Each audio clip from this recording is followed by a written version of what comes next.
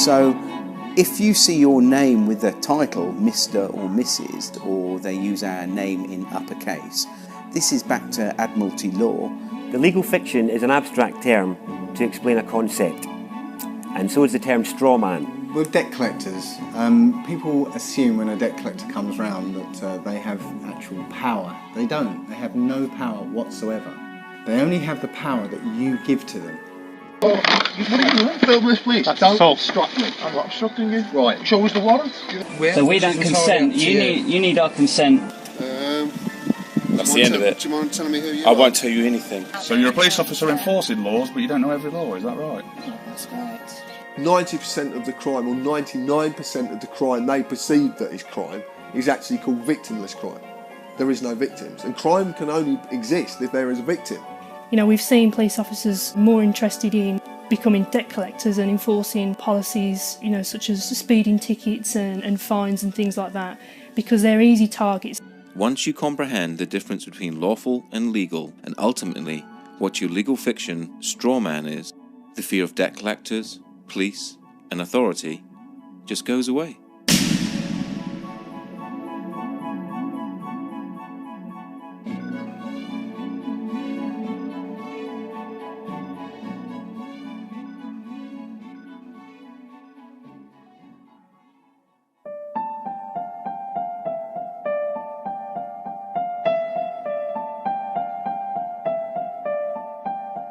If you live in the UK, you are led to believe that the Queen is the only sovereign.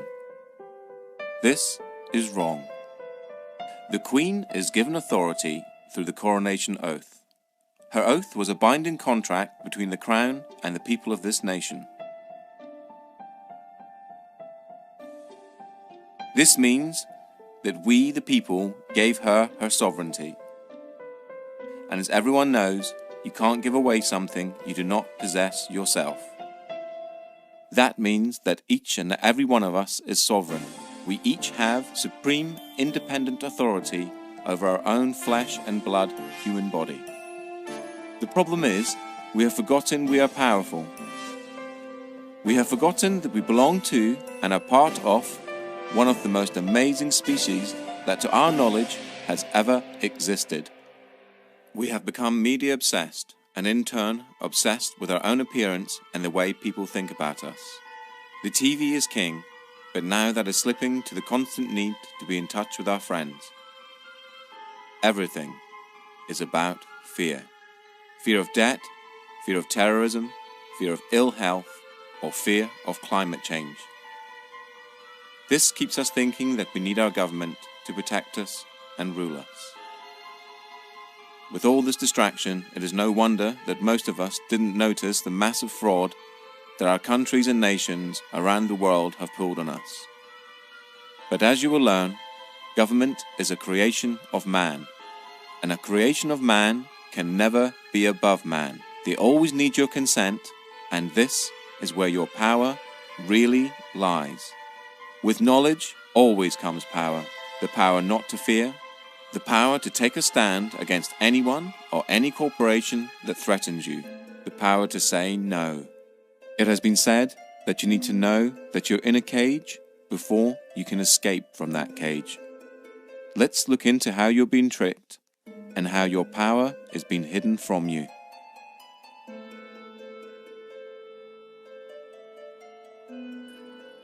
If you've never heard of the terms legal fiction or straw man, then what you're about to learn is something that sounds so astonishing that it couldn't possibly be true.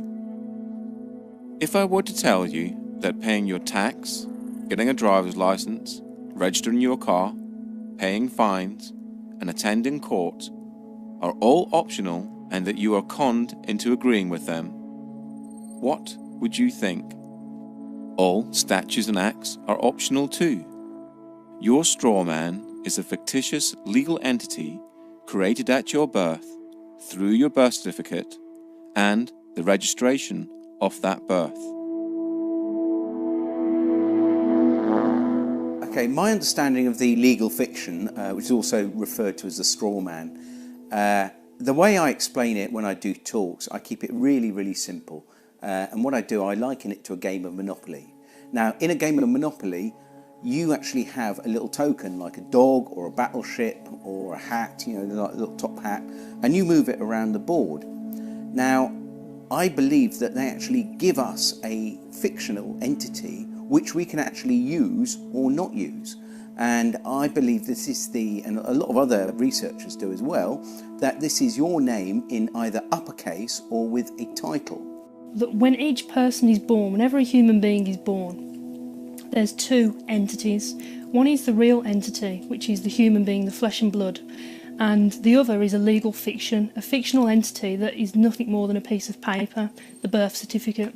Again, we're duped into believing that these are one in the same, and so we're tricked into representing the legal fiction, the straw man, that birth certificate. So when people get fines and things like that, it's actually consulting the legal fiction, the non-existent entity, the corporate entity that is owned by corporations.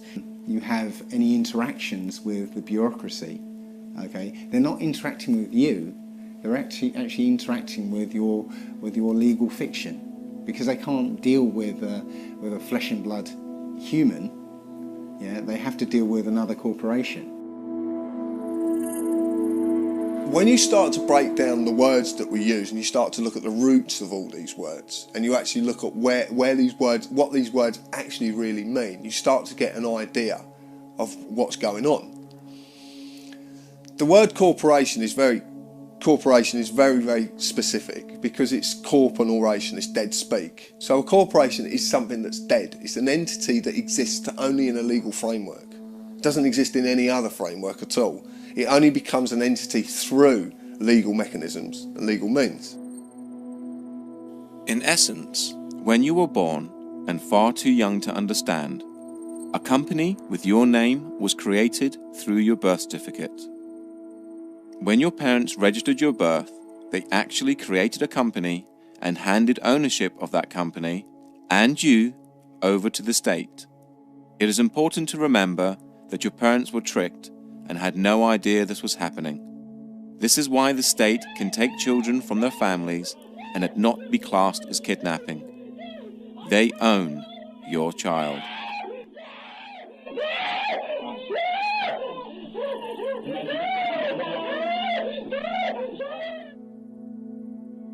They own 1/10. Because they registered the child, they have 9/10. Possession is 9/10 of the law. But there's 1/10 floating about somewhere. And the government have claimed that 1/10. So when the child, because I've had it from social workers, at least now 3 social workers on separate occasions have come out of audiences and actually said to me, you're right in what you're saying, is because we have to get the birth certificate within 48 hours of taking the child. And if they can't get the birth certificate, they have to reapply to be able to get the birth certificate. They have to get it, because that is proof of who the slave is, what the slave is. And actually, in legal terms, they're actually only entitled to the birth certificate and not the child. To take the child on the pretense that they are this legal personality is theft. So in legal terms, it's kidnapping. But for social services, can use legal kidnapping, because everything is okay as long as it has the stamp legal applied to it. That includes war, genocide. Anything is okay as long as it's okay, it's legal. The same thing also happens when you register your car. You get a document back saying you are the registered keeper and not the registered owner. So yeah, obviously we've just spoken about registering children, and the other thing that we register though is our vehicles. And obviously either of those can allegedly be taken off you at some point in time, which is quite interesting. The 2 registered items are the things that can be taken. You are the registered keeper of your car. You're not the owner, you're the keeper in their eyes. Now they'll argue that point, and a lot of people will argue that point, but it's quite easy to quell this argument and say, well, okay, if you don't put tax on the car, then they'll come and take your car. Now, in the legal world, taking anything from someone without a legal mechanism to do so is theft. The legal system cannot deal with humans. It can only deal with pieces of paper. Only common law can deal with humans. So at your birth, they created a piece of paper with your name on it, in capitals, just like any other corporation. This is done to dupe you later in life into thinking that you are the legal entity and not you. Then imaginary penalties and cost are imposed on the straw man, and you, thinking you are it, pay them. And it's kind of like an overcoat, this legal fiction.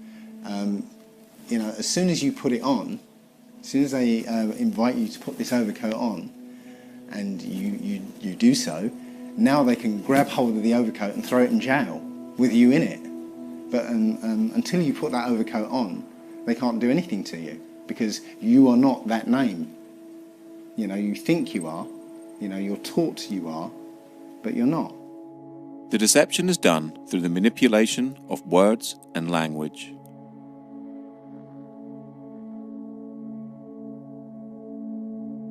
But that to me is legalese. It's just jargon that no one really understands, and because no one really understands it, no one ever questions it.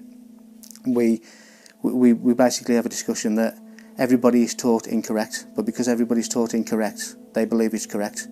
Legalese is a whole language of its own. It's a complete legal jargon that's not really designed for anybody to understand it other than those that are supposedly supposed to be enforcing it. And it's something that's so complicated that not even police officers understand what they're saying. What is wonderful is that they create their own language called legalese, and it has a completely different interpretation from English. You know, we're supposed to have you know, this sort of understanding that we were within the law, and yet they're not even using the same language as we are. The easiest way to understand legalese is to realise that there are many English words that have more than one meaning, depending on whom you are talking to. If I were to ask you what a person was, you'd probably say a human being. But that's you or I. If you were talking to someone in the law society, i.e. a police officer, lawyer, judge, etc., they have a different dictionary to you or I, and person could mean company or corporation, i.e. the legal fiction. You know, if you tell a lie often enough, it becomes truth, or certainly the perception of truth. So legalese is jargon that nobody understands other than those who actually come up with a jargon that really, really deeply understand it. And even police officers don't understand it, or magistrates, or even judges for that matter.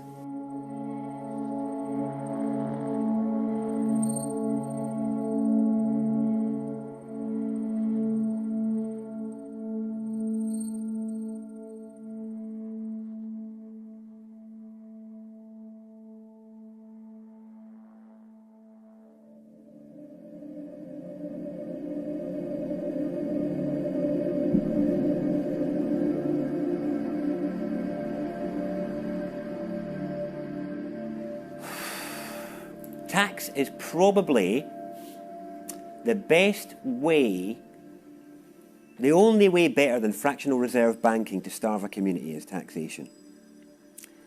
And it wouldn't be that case if the tax was actually spent on the people and on the land, but because it's not, it becomes a starving of the people. This again comes back to corruption. And tax would be fine. We'd be living in an amazing health service, incredible roads, all the rest of it, if all the money that went into the taxation pot was paid for what it was supposed to be for. My understanding is it isn't. The problem that we have is the implications for its non-use is that, other than fraud, it's the only debt that can deprive you of your liberty. It's the only debt that they can put you in jail for is tax evasion or tax fraud, which is pretty serious, really, because you can ignore as many credit cards or loans as you like, and you can never be put in jail for any of that. But if you try and not pay your tax for a while, they'll really like to let you know about that. Funny thing is, I don't see many representatives of people like Amazon or big corporates that aren't paying their tax in the slammer. Maybe they should be.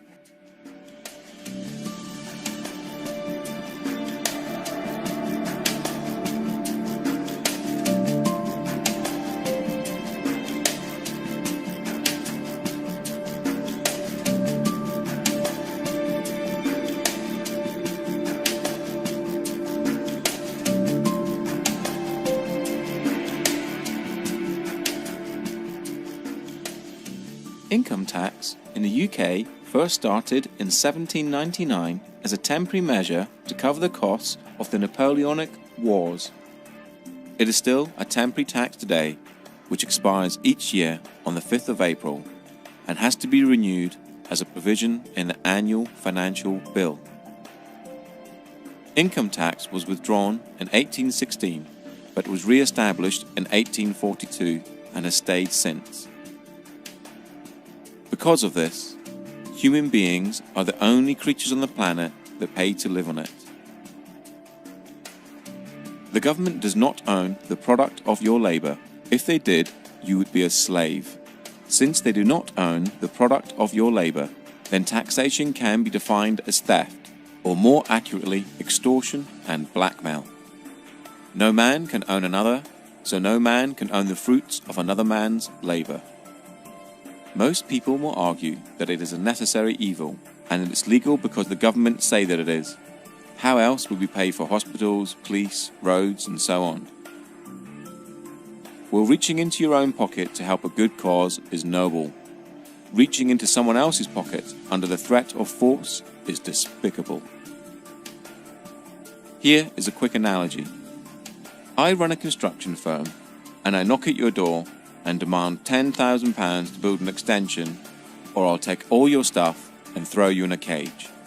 Essentially, that's what the government do when they tax you. They say they're going to supply you with services and protect you, but if you don't pay them, just like the mafia, they are the ones that come after you and use force and violence to get the money out of you. The trouble is, most people never look at these situations from these angles, and so rarely see the deception that is constantly being pulled over our eyes. A large percentage of all the tax you pay is used on war, bailing out the banks, and paying off the national debt. It has been calculated that 47% of all your income is spent on tax. You work 5 to 6 days a week and get to keep 54% of your wages. Then you have to pay for your mortgage or rent, gas, electricity, water, food, clothes, and that's just the basics. No wonder both parents have to work and work constantly, unlike families of just 50 years ago. You are a slave, and you're in a metaphorical cage that, just like Neo, you cannot touch, taste, or smell. A prison created by the mind of man. Governments essentially run human farms and feed you the perception of freedom. Governments do not make money within themselves. The government's primary function is to trick money out of your pocket and feed it into their business, so they can carry on with wars, deception, and human farming, all in plain sight. They have no lawful basis for whatever they do. There's, they might claim they have a legal basis. Now, legal is a different thing altogether. It's essentially based on contract. You have to contract with them before it becomes law. This is a prison without bars. This is a prison without big walls to keep them in. It's just a prison of the mind. The main implication of not paying tax is that you'll grow a set of balls and you'll turn into an adult. That's the main implication.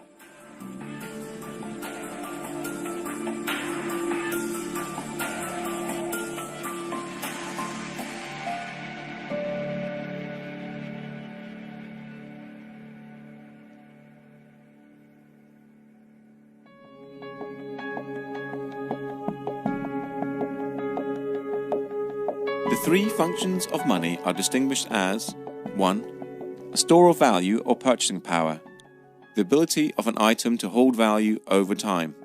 2. A medium of exchange. Money serves as a medium of exchange, i.e., an asset that the sellers will accept as payment. A medium of exchange allows people to eliminate the use of barter. 3. A unit of accounting, a way of placing a specific price on economical goods and services. As a unit of accounting, the monetary unit is used to measure the value of goods and services relative to other goods and services. Money in its modern form arose from goldsmiths who retained gold and other precious metals in their safes and in exchange they gave certificates to prove the deposits. People then started to exchange the certificates for goods and services, and the goldsmiths very quickly realized they could make a lot of money out of just looking after other people's valuable goods. The now no longer a goldsmith but running a deposit facility took in gold and other precious metals as deposit and issued deposit notes that the public used as money, backed by the gold in the deposit facility's safe. The goldsmiths soon realized that very few people actually redeemed the gold, and so he started to give out loans in the form of deposit notes, knowing that he only needed around 10% of actual gold in his safe, as that would cover, even on a busy day, the amount of people exchanging certificates for gold. The deposit facility would then require the loan repaid plus interest, and this was the birth of modern banking. Through the years, money has been backed by, given a store of value, by the silver standard and gold standard, meaning you could redeem the note for gold, just like it says on this US note here, if you so required. On the 21st of September 1931, the gold standard was abolished in the UK, and on the 13th of August 1971 in the United States. Since 1971, the majority of the planet now use fiat currency. Fiat currency is money backed by nothing and has no value. It only has value because it's decreed as such by the government, and more importantly, we all believe it has value. The only entities that have the legal authority to create money are the Treasury and the banks, and they create it out of nothing. Martin Wolf, the Financial Times chief economic commentator, said this: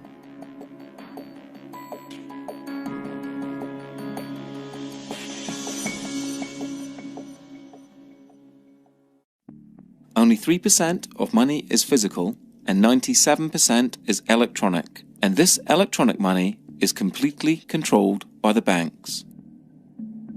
To repeat again, the banks create money out of nothing and then lend it to you and ask you to work using the most precious commodity on the planet, your human energy, to pay back the loan plus interest.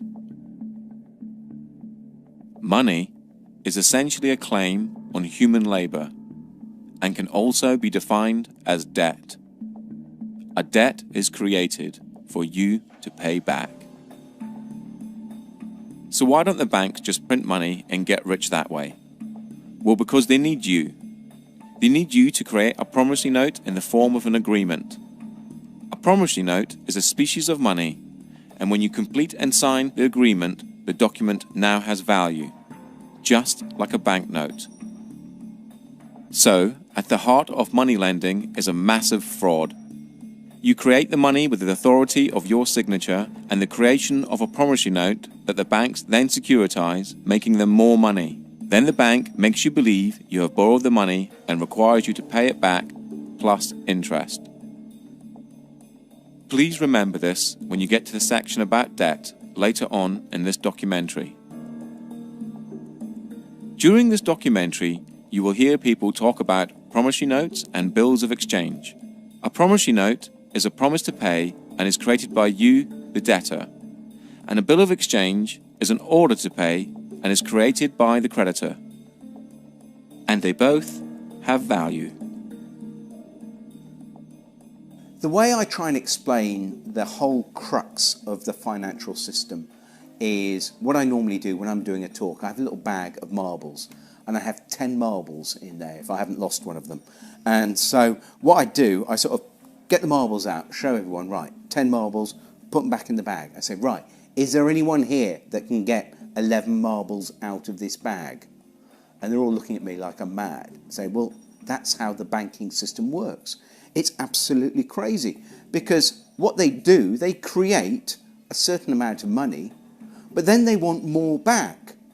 But hang on, that interest that they want more back doesn't exist. It can never exist. So two things have to happen as a result. one thing, the supply of money, or marbles, whatever we're talking about, has to increase. Not only does it increase, it has to increase exponentially, more on top of more. So it's basically, the curve is going up and up and up and up. The other thing that happens is people are always, it's like musical chairs. You know, if we all stand up and dance and then we all sit down, but a chair is taken away, somebody is going to end up on the floor. Somebody can't find that money to pay back because that money does not exist. And this creates the poverty and crazy competition and not enough to go around. And this is the biggest problem with fractional reserve banking. Well, you think about it, they don't teach us at school anything about money. I mean, money's about the most important thing in this society. Why don't they teach us anything about it? They can't. It's a confidence trick. Yeah? You know? And it's 180 degrees from the way we think of it. You know, we think that money comes from somebody else, but it actually comes from us. You know, when you get a loan, they present you with a loan agreement. Yeah? What do you think that loan agreement is? What is it? It's a promissory note. Yeah. I promise to pay back 3 times the amount if it's a mortgage, you know. So what they do, that promissory note, they monetize it. They put it into an account and cash it. And now they give you that money and say, now you have to pay it back to us. But you created that money. You know, it's your promissory note. You created that money. So transaction's over with. You don't have to pay them back because they didn't do anything. They just went, thank you very much, and here you go. Fundamentally, a promissory note is a promise to pay. Now, if I was going to give you a promissory note for 2 dozen eggs, that means here's an IOU, the IOU, 2 dozen eggs. Now, it could be on demand or it could be at a set time in the future. If it was on demand, you would be within your right to say, John, look, here we go, here's a promissory note. It says on demand, I want 2 dozen eggs. So I said, all right, look, I haven't got on me. I'll pop over the shop and get you your eggs. Here we go. There we go. And this is what we did originally when promissory notes started out, was that we used them to make a promise that, because, I've got like all these pounds of gold, right? And I want them stored safely. And I want to be able to trade that gold, but without the hassle of carrying it around. So what I do, I go to the bank and they give us a promissory note. So I've got this promise to pay. So I can then take it somewhere else and say, look, I've got 2 pounds of, 2 pounds of gold here, or silver, whatever it is. This is how it started out. Now, at no time have promissory notes been, outlawed or taken away, and this is how big corporations actually trade with each other, with promissory notes. And in their memorandum articles of association, when they set up their businesses, a lot of them will state within their documents that they will take promissory notes. Now, the problem is, of course, that the actual Bank of England and our government, working with the banks, have taken away all the value to the promissory notes which are used as our currency. So now the promise to pay £1, well, £1 of what? It's not £1 of anything. It's just, it's now become like monopoly money. This is back to the analogy with monopoly. It's not worth anything. So basically it's just a piece of paper. So what we do, we can actually say, well, here's a promissory note for £1,000. I want to swap it for your promissory note, or put it into my bank account and credit my bank account with £1,000. Now, we spoke to a bank manager and we said to the bank manager, could you tell me what would happen if I came to your branch with a promissory note for £1,000? Would you have to accept it? And his words were, yes, of course I would. It's law. So you're going to accept a promissory note? Of course, no, I'm not going to accept it, but by law, I have to. So this is a bank manager that knew the law. He also knew the difference between a bill of exchange and a promissory note as well. So he was well up on his law. So, and remember, these are statutes, but because these are companies, they have to apply by their statutes, you see. We don't, but they do. So it's almost like, you know, they create enough rope and they end up hanging themselves, you see. So it's actually, the statute is the way that we actually overcome them, I believe. But, yeah. Because this is evolving, so, you know, as we do things, they do things to counter and so on. But this is evolving. The latest one is along with the remittance slip, other people have created a promissory note, which is literally a piece of paper that says, I promise to pay the bearer the sum of blah, blah, blah. And you sign it, date it, and now that becomes a specie of money according to the Bill of Exchange Act. In fact, the money in your pocket is a promissory note. Somewhere it says, I promise to pay the bearer, and there's somebody's signature on it. And it's actually an invalid promissory note because it's not dated. Or actually, that's wrong. That's actually wrong. It's on demand, so it is dated. It's not actually getting away with stuff. This is the thing you've got to get out of your head, because what's really happening is they're getting away with it. Yeah, no, you're right. Yeah, you're just coming back into your power and saying, no, I'm not going to give away my signature anymore. This is what you're doing. Your signature is the most powerful thing on this planet. Yeah, your signature is worth an unlimited amount. And this is the thing we don't realise. We have the power. You can go into a bank, okay, and come away with £100,000 as a loan, yeah? What do they take from you for that £100,000? Your signature. Your signature. Just your signature. You see the power of that signature now, yeah? So with your signature, if you write your promissory note, you've created money. And that money is your promise to pay. Your promise to work, use your energy, yeah? That's all there is.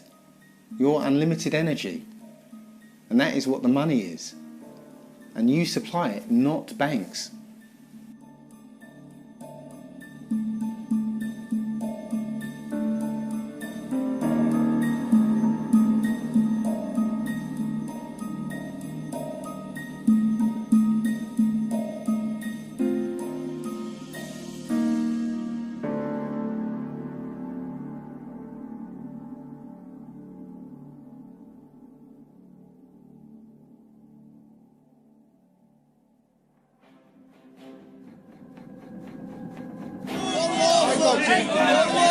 Don't assault me! Don't assault me! Don't assault me! Am I free to go? Listen, mate, I'm asking the questions. You're the public servant. Will you take your hand off my car, please? Thank you. I do not consent, officer. I don't consent to a mental Reaching the police. But I am sovereign over my human body, and I do not consent to any search. I do not consent to any authority you feel you have over me. I am a sovereign British citizen, and I do not wish to be searched. I am the county court bailiff. No authority. Excuse me, it's our right to film you. It's our right to film you. Yes, it is. Under what law are we not allowed to film you? Because I'm not telling you not to film. Yeah, but you have no authority to tell me not to film. Because we're in a public area. James Parisi of the Quincy Police Department. What is your name, sir? That's good to know, sir. Yeah, what is your name? Well, I don't think that by law I have to identify myself. I'm on the sidewalk minding my own business and there's no laws being broken. You said, look, mate, I can't give you the full section. Can't give you the full section because you can't expect me to know it, is your words. Yeah, and I'm saying, well, if I can't expect you to know it, you can't expect me to know it. Can you show us a warrant, please? Can you show us a warrant, please? Show us your documentation. Show us a warrant, please, with a wetting signature.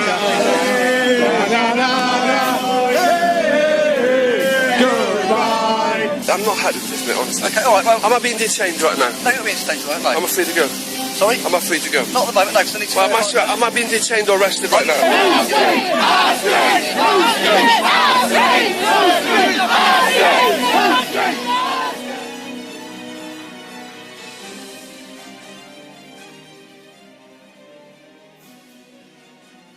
The difference between lawful and legal, as I see, is lawful relates to common law, the law of the land, the law which governs all people, the original law, which is quite straightforward. To me, it's a case of don't cause any harm or loss or damage to any person, and don't cause that to happen to anybody. and everything's good. And you know, that's pretty straightforward and simple. Everyone can understand what that means. Legal pertains to our legal system and where statutes and acts come from. And it's a system that doesn't actually relate to common law. So we've got these two systems running side by side. We've been fooled into believing that they are one in the same. And so when police are policing the streets, we're enforcing policies, acts and statutes which, when looked into, are not actually necessarily lawful. Common law is the law of the land, and laid down over centuries of court cases in front of juries, humans making law for humans. For the severest measure of punishment. Common law pertains to lawful, and anything outside of lawful falls under the legal or no system at all. The legal system covers all statutes and acts and civil matters. Things like owing money to banks, not paying fines or tax. Basically, anything that isn't criminal. For there to be a crime, there has to be an injured party. In this case, a human. And there are three basic principles that all law needs to apply to. They are as follows. Do not breach the peace. Cause no one else any harm. Cause no one else any loss. Do not use mischief in your promises and agreements. Apart from that, everything else is free rein. Lawful refers to the natural law, the law of the land, okay? And that's not causing any harm to anyone, obviously not stealing from anyone, and not using fraud in your contracts. So basically, you're not doing any harm or trying to get one over on anyone else. Legal refers to the statutes, which I mentioned earlier. And the statutes are basically all the rules of society. And not just, we haven't just got the UK statutes, but we've got all the European statutes. So you've literally got tens of thousands, if not hundreds of thousands of laws, which every day, we could be breaking without knowing. We all know that you can't go around raping and killing and murdering and invading. We don't need fucking laws for that. Like, we'll deal with that as it comes. But anything other than that, what you want to smoke, where you want to live, where you want to take a shit, who you want to insult, not a fucking other adult on this planet. Like, what are you, my dad? Are you my fucking dad telling me what to do? Like, that's how I feel now when police or, like, control freaks try and give it to me. Legal is essentially according to contract. You have to, the rules that are sort of handed down to us, but you have to contract with them before they become law. And that law is contract law. You enter into contract, you're bound by it. So yeah, it's two different things. One's overlaid on top of the other. Parliament has no say in common law and is bound by it. So they create Acts of Parliament, and in the US, Acts of Congress. Because government is a creation of man, and a creation of man can never be above man, they need your consent before they have the force of law. The principle of by consent, if people don't realise, is that we obviously have police because we want them, and that we only have to do what they say if it's reasonable, if we consent to what they're asking to. That is the principle of it for me. Obviously, the larger issue is the assumption that everybody who's walking on this land has given consent to be policed by these people. And that's an assumption that most police officers in this country live by without realising that it's not true. And this is where diplomatic immunity is a good example of where, well, actually the consent isn't given and the police don't have the power to act. Another good example that shows it's all about jurisdiction is that our police have no power at all at the American embassy. But that's on our land, isn't it? And that's another example. Embassies are a good example that shows that jurisdiction is portable. It's not tied to land, it's tied to the party. So I can carry my jurisdiction with me, which is the whole principle of sovereignty in general. My understanding of policing by consent is that, as I said earlier, when a law is passed, for it to be lawful, it has to have the consent of the people. People have to consent to that law and consent to abide by it. But unfortunately, I think we're in a system now where that obviously doesn't happen, but people don't realise that by verbally agreeing with, let's say, a police officer in relating to a parking ticket, that you're entering into a verbal contract, and by agreeing with what the officer is saying, you're consenting to being bound by the law, or whatever the law is. And people, when we say words like "do you understand," when a police officer says to you, reads the caution and says "do you understand," what they're actually saying is, do you stand under our authority? Now again, you know, I didn't know this as a police officer, and even the words that are spoken as a police officer, police don't even necessarily understand themselves.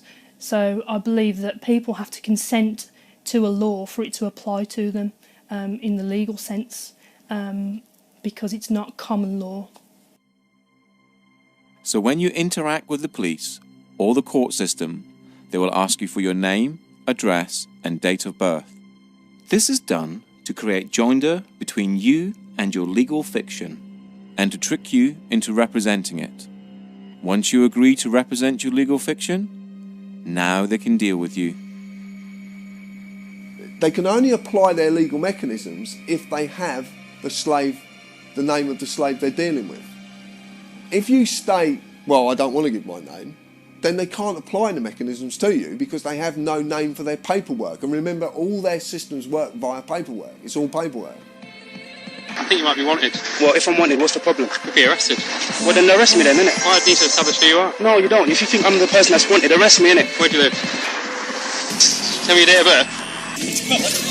What? I'll give you up. I want your details now. Lock me up for what? Give me your details. Give me your details. Give me your details. You won't get my details. And I tell you this as well.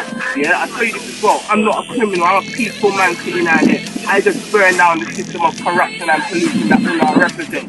But in the meantime, I'll leave you to it, but obviously if there are any problems, then I'll have to come back and obtain your details and speak to you further. Look, you have no right to just leave me to it. You have no right to say you're going to come back and ask for my details. I'm me, he's him, yeah. You're you. That's our details. Oh yeah, yeah. Am I obliged to give you my details? We've spoken to you. Yes. Okay, we've asked you to leave the store. Yes. Wait a second. Give me your details. And you have my details. Am I obliged to give you my details? You're not obliged to give me your details. Oh, great, okay. Why? How are you defining yourself under the SOUS crime definition? Am I obliged to answer that, sir? I do not wish to answer any questions, sir. You don't have to, I'm just asking you. Am I obliged? You're not no, obliged. I'm not obliged. No comment. Okay, that's fine. What are you doing? Am I obliged to answer that, sir? No? No comment. Okay. Are you going to answer any of my questions? If I'm obliged, I will, but if I'm not obliged, then I won't be answering any questions. Oh, that's fine. Are you going to tell us your name or not? Am I obliged? And then you're getting out your van and coming over and trying to intimidate me. Go back in your van and go away, there'll be no complaints. Stay here, I'll be speaking to your sergeant about all of you. Right, so you're demanding now, are you? Or are you requesting that I give you my details? Right, well, I would politely decline your request. Why is that? What's your reason for decline? Privacy. You got an ID or driver's license on yourself? Yeah. Nope. Not going to do it. What's your name and badge number? Officer Carlson, ID 7345. Okay. Am I being detained or free to go? Free to go whenever you want to. Thank you, sir. I'm asking you again, am I obliged to give you my details? I'd like to, because I'm going to do a name check. I got it. I'd like to see if, I got it. if you're banned from this area or Okay. whatever. Well, I'm asking you again, I know you'd like to, but the reason, just to explain to you, the reason I don't like to give my details is because I don't trust where those details go. Do you understand? You well know as well as I know, sir, that in order for you to ask me my name, you have to suspect me of committing a crime. You know and I know that you don't suspect me of committing a crime. You're just poking around where you don't belong. Okay, is there a problem, officer? Constable. Basically, under section 163 of the Road Traffic Act, I'm allowed to check your documents. Of course you are. And I know I'm not obliged to give any details whatsoever. However, I'd like to know, is there a problem? I don't even have to speak to you unless you're going to arrest me, mate. That's you got some mental health problems? No, mate. No, I just know my right to remain silent. Well, Yes, you did, mate. When the camera was not on, that's what you said. Okay? Phone number. Right? No, I haven't got a contact phone number. I'm not obliged to give any contact phone number. All I would like now is my card back. I'm not accepting any paperwork from you guys, and I want to go on my way. I'm gonna be detained right now. Legally, yeah? Legally, you're meant to confirm your name and address to me. Lawfully, hold on, lawfully. Yeah, lawfully. You're supposed to answer me. You're a public servant. What? No, you can't see my ID. Can I see your ID? I'm glad you brought that up. Can I see your ID? I see your... I haven't got the vehicle. You're going to have to give me some details, okay? I don't have to give you any details. You're going to have to. Call the sergeant, mate. I don't have to give you any details. No, ma'am, you may not. I am talking to and investigating something now. I can't. You're investigating me for what crime? I didn't say it was a crime. Okay, then there's no probable cause or reasonable suspicion for me to provide it. Because then what would you do if I was to say that I don't have a name? Like, how would you look me up or anything like that? Well, we wouldn't.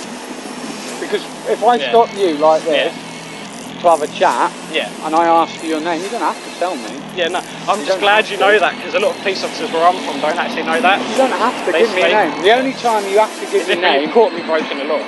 Or, well no, even then you don't, because you can be booked in as unknown. I suppose, I could replace. The only time you're legally obliged to give your name, address and date of birth is when you're driving a car.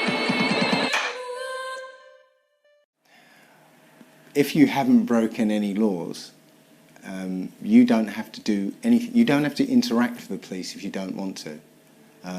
If they come up and try and engage you in conversation, and you haven't done anything, then you don't have to engage in conversation with them. You can you're free to walk away.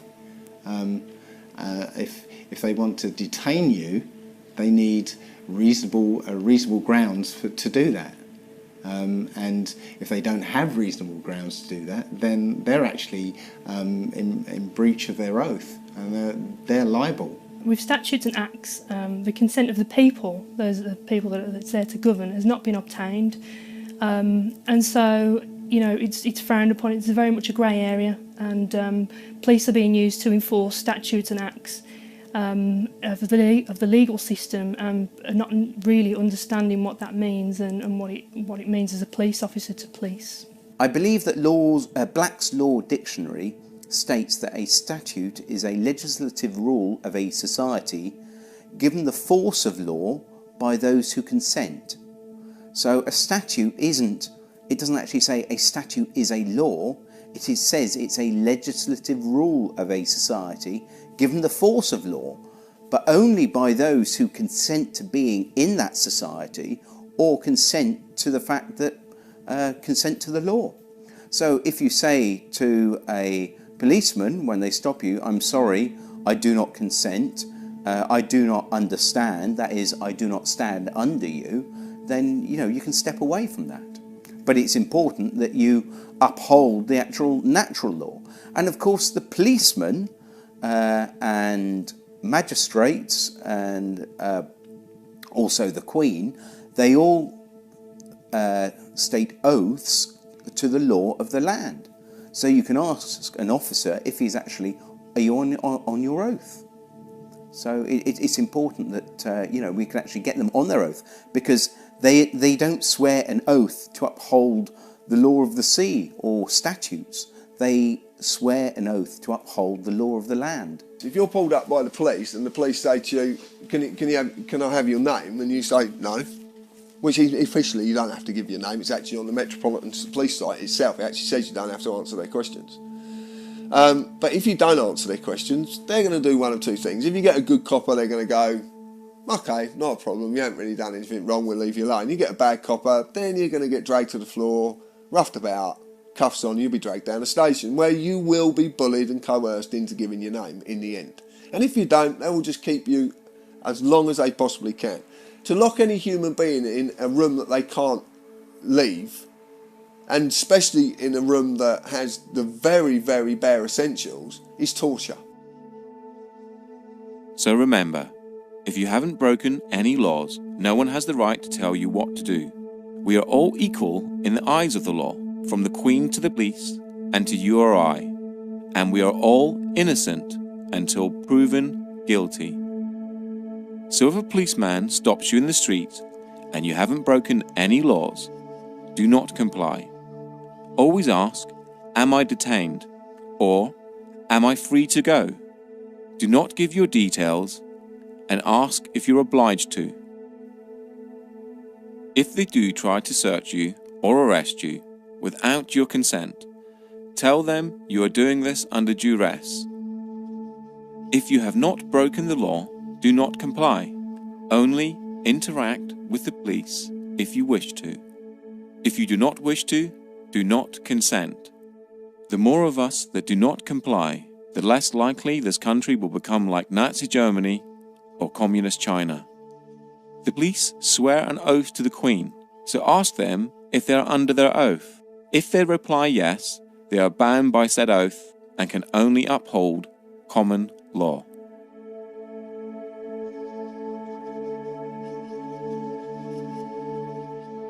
This is certainly the most updated.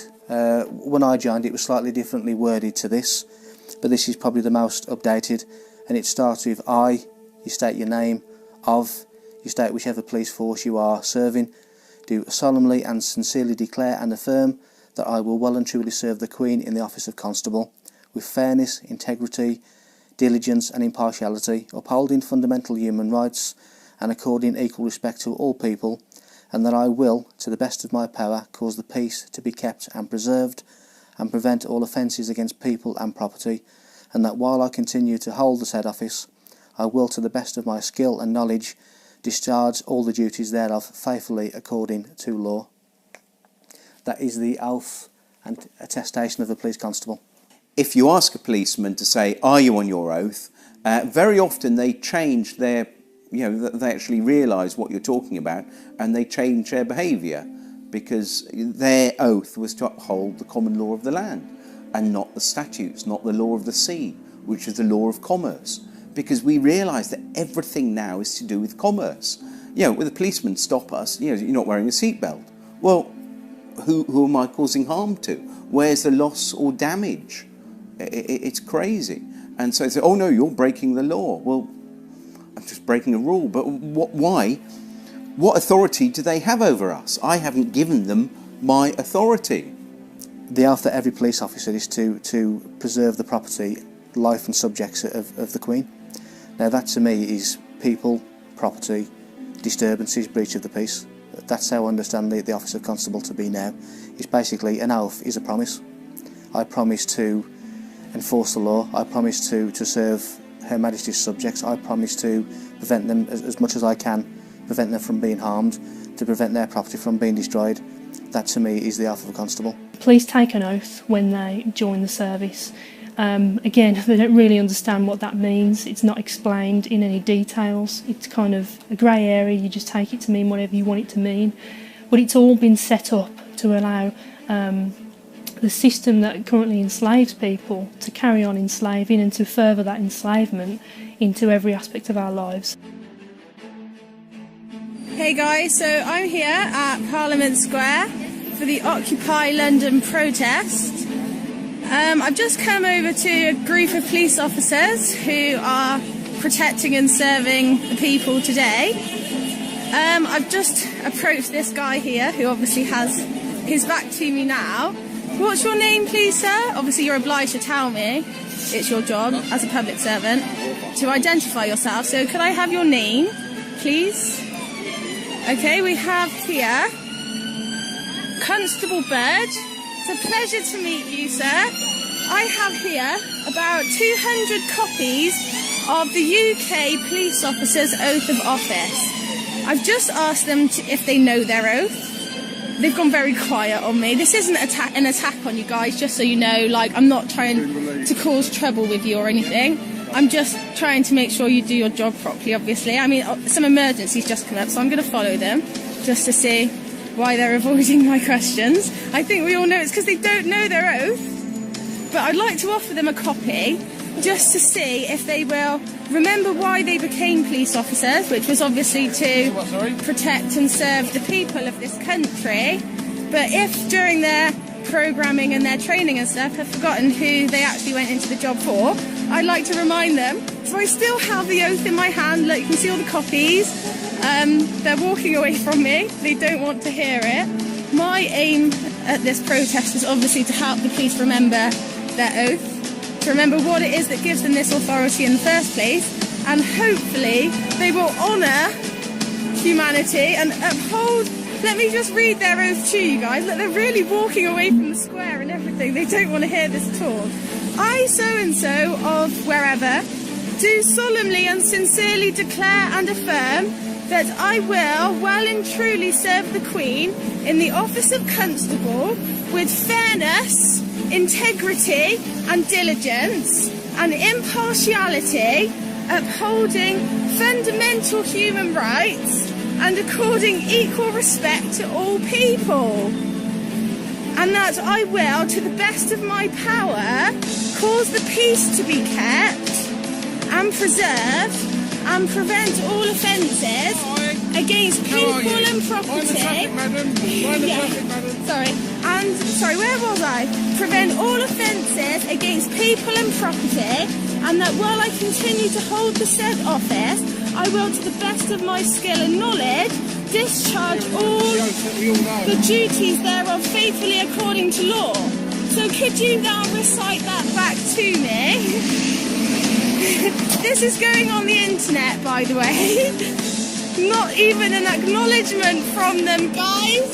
This is what we're dealing with. They've just completely ignored all attempts and walked onto their van and gone away. What are we supposed to do? I'm not giving up. I've got about 200 copies of their oath of office that I'm going to give out to them, and I'm going to ask them to uphold it and say, will you honour this oath and remember why you started this job? And hopefully, fingers crossed, some of them remember that it's the people that they work for. So wish us luck, guys, because we're on a mission to convert these guys to truth and love. Wish us luck. Namaste.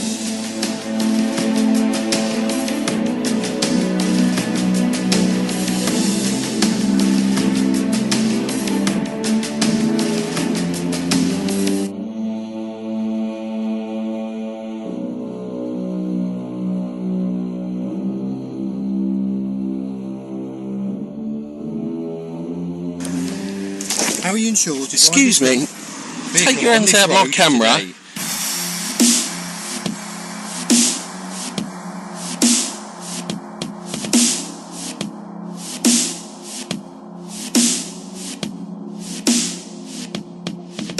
So I've seen many sorts of videos on YouTube and the like recently where people have been filming encounters with police officers, and they're basically been told that they can't film. Well, if you look at the Metropolitan Police's official website, it actually states that you can film police officers if it's in a public domain. If it's in a private domain, then obviously that may well be different, because there's certain laws of corporations and whatever that may prevent that. But certainly if you take a camera or a phone and you record the encounter, there's nothing illegal about that at all.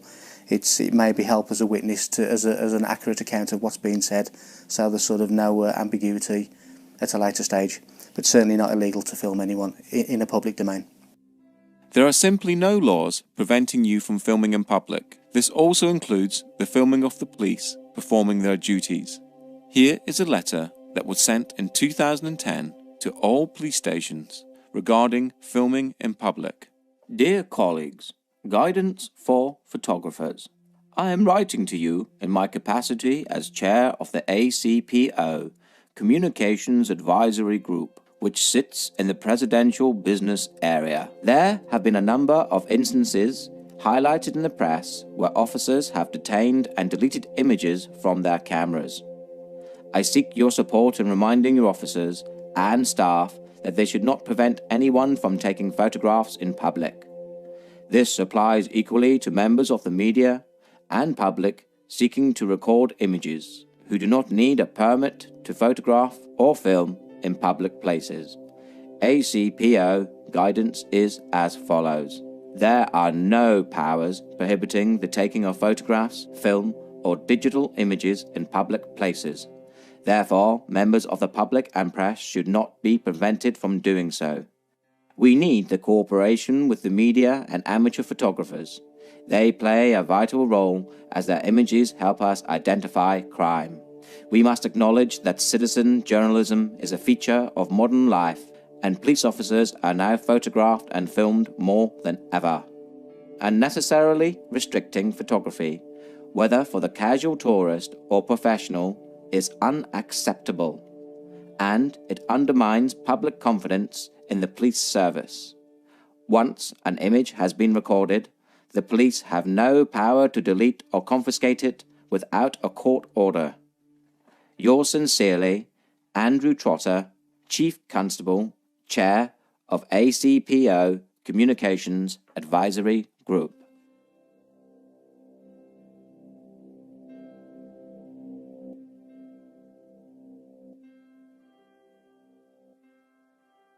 As a professional television cameraman or a member of the public, I am allowed to stand in the street and shoot. I don't need 4 police officers or wardens or whatever you are when I stop to do this. This is absolutely bloody ridiculous. And I'm fed up with every single time that I do this of being stopped and being questioned and being treated like some kind of criminal.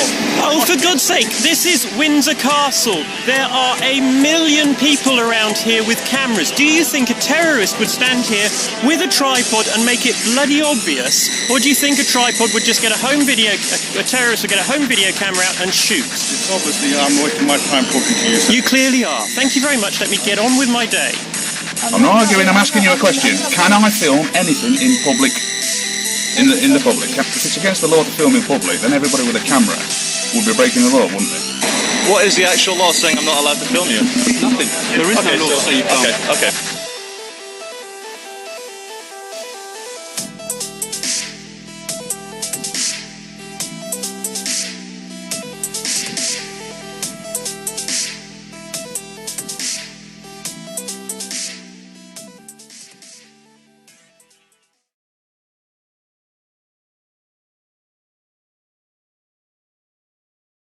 There is only one act that gives police blanket powers to search the public, and this is Section 60 of the Criminal Justice and Public Order Act 1994. But this needs to be authorized by an inspector or above, and only if he or she suspects that instances involving serious violence may take place and that persons are carrying dangerous instruments or offensive weapons.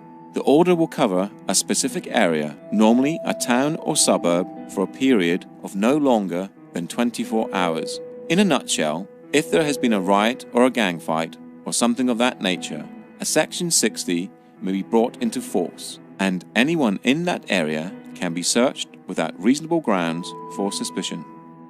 All other bases for searches need reasonable grounds for suspicion, and they must follow go wisely. Officers conducting a stop and search will work through a process called go wisely. If officers do not follow go wisely, they leave themselves open to an assault allegation and the search itself being unlawful. The police currently have over 20 stop and search powers. They are mainly for weapons, drugs, stolen property, or articles intended to damage property. Those made using powers from Section 1 of the Police and Criminal Evidence Act, commonly referred to as PACE searches, are the most common.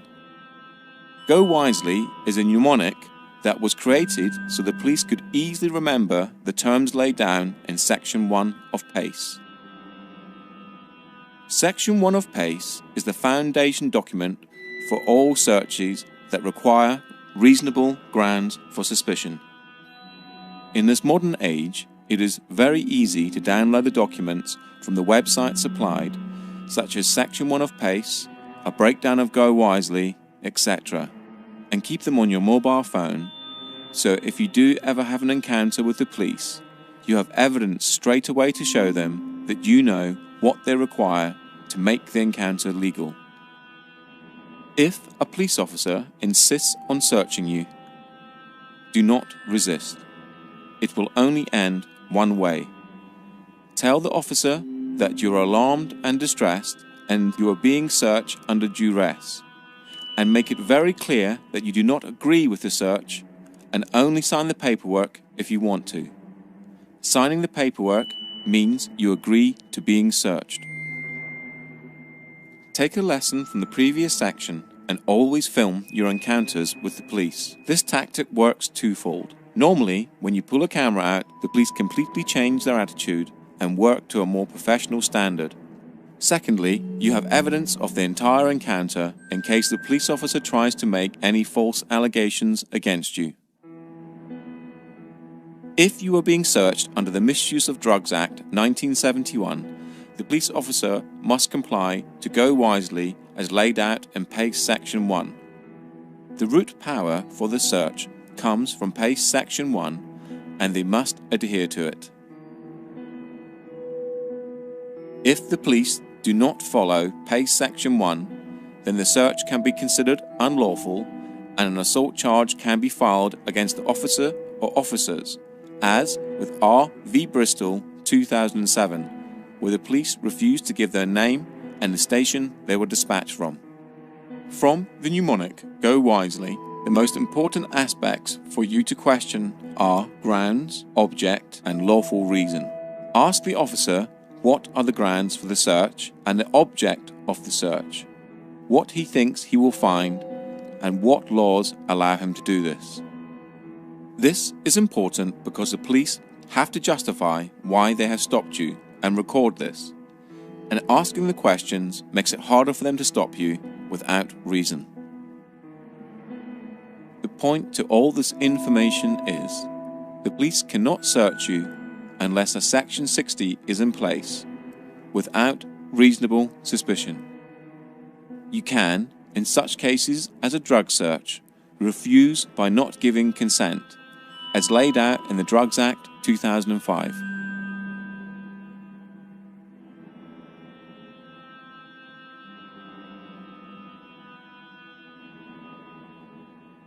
Here is an example of how this information can help you and possibly make the police treat you with a little more due diligence. If I can be searched under Section 23, misuse of drugs. I do not consent to the search. You don't get a choice, my friend. What do you mean I don't get? Wait, hold on. I don't consent to the search, and you just told me I don't get a choice, yeah? Wait, you're telling me I don't get a choice, yeah? Wait. Because you're a public servant. I'm going to let you search me after you answer my questions. You're telling me I don't have a choice, yeah? That's what you're saying. I don't have a choice, yeah? What I'm saying to you is I don't have a choice. No. You're a public servant. I'm allowed to record you. And plus, do you know what? You can take my phone and smash it. This is live streaming. You can take the phone, it's live streaming, it goes saved straight into my laptop. So you can try to confiscate it all you like. I've got you on camera. You just said I don't have a choice. Don't touch my phone, that's assault. You just touch my hand. If I did that to you, I'll get nicked for assault. Don't do it to me. Well, I'm not here for nicking people for assault. Yeah, well, don't do it to me. Okay. What I can technically do is see that as evidence. You can't. Yes, I can. No, you can't. It doesn't matter because I still got it on my laptop. It's a live stream. Go on. What are you searching me for? What are you searching me for? You come out that bin. Yeah, his hand's gone down. He drops in behind the bin. All right. Yeah. All right. Yeah. You. Okay, which gives me the reason to believe the fact you're down an alleyway for no real reason. I just told you, yeah? I'll tell you what I'm going to do. We're going to walk up to that bin. Yeah. And if I see anything down there, yeah, all right, I'm going to turn a pair of you over. If all I right, don't, cool. then we're good, yeah? Walk up then. You walk up. I'm going to walk after you, my friend. You're a public servant and you're not following your duties properly. Listen, my duties, okay? Your duties are to uphold the law of the land, and that's it. Nothing else. Nothing else.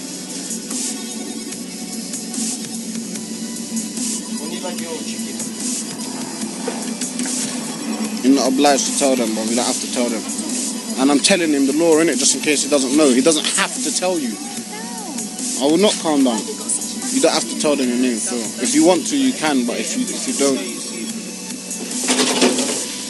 Yeah? You never found nothing. You're not going to search me. That was your deal, innit? Yeah. Cool. And now I need to ask you a question. Are you working in accordance to the oath that you took to become a police officer? I need to answer that question. Of course you do. You're a public service. You're a public servant. You have to answer all questions.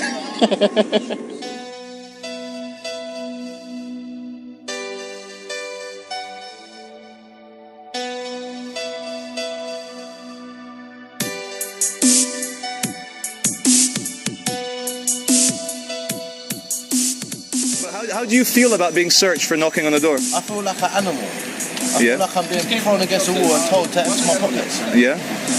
This is like a legit gang. How often do you get stopped and searched? Every day. Every day? Every day.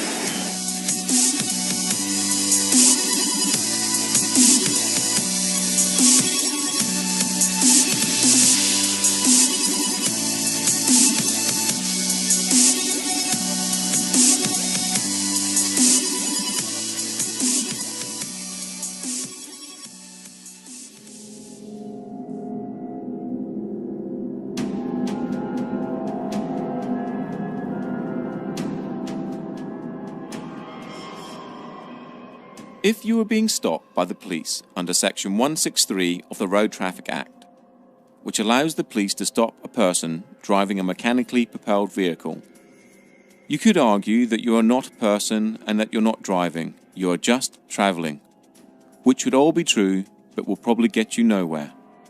They will then most probably move on to Section 164, which grants them the power to ask for your driver's licence, so they can confirm your details and that you're legally allowed to drive the car. Now, since this is an act we are talking about, there is no law saying that you must give your name, but by having a driver's licence, registering your car and paying road tax, you sort of agree to it through conduct, to the rules of the Road Traffic Act, that is. The best advice here is to stay in your car and roll your window down, just enough so you can hear the officer and they can hear you. The police have no right to ask you to step out of your vehicle. Ask them why they have stopped you. If they reply Section 163, Section 164 or Section 165 of the Road Traffic Act, it is just to check documents, so give them your licence or give them your details. If they require any further details, for example, your insurance documents, ask them for a producer. This is laid out in Section 165 and allows you 7 days to produce documents at a police station of your choice. This could also be the key to not having your car towed if the police cannot confirm you have insurance. It is clearly laid out in Section 165 that you have 7 days to produce your documents before it becomes an offence. The police have no right to grab your keys out of your vehicle if they are stopping you under Section 163, 164 or 165 of the Road Traffic Act. If you wish, respectively decline to answer any other questions. Officers have to be in uniform to enforce the Road Traffic Act, as it is a statute. Plainclothes officers cannot use Section 163, Section 164 or Section 165 of the Road Traffic Act, or enforce any statutes or acts that do not contain a criminal element. Through extensive research, the makers of this documentary now believe that the majority of pace, stop and searches and stops under the Road Traffic Act, Section 163, are for intelligence gathering purposes, and this is why they are on the increase and officers are not trained or forced to remember the wording of individual acts, as it would contradict with what they are doing.